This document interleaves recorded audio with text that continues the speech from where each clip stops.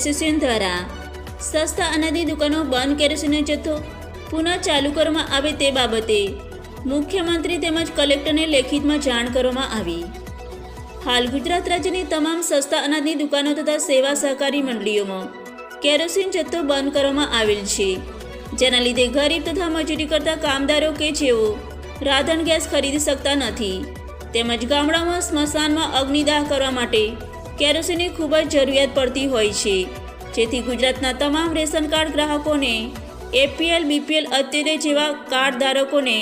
મહિનામાં એક વખત રાહત દરે 5 લીટર કેરોસીનનો જથ્થો આપવામાં આવે તેવી ભિલોડા તાલુકા સરપંચ એસોસિએશનના રાહુલભાઈ ગામેતી, ઓગસ્ટીનાબેન કલાસવા, પ્રદીપસિંહ ચંપાવત, સુમિતાબેન ડામોર, મુકેશભાઈ તબિયાળ સૌ કોઈ દ્વારા ચાલુ કરવામાં આવે તેવી માંગ કરવામાં આવી હતી।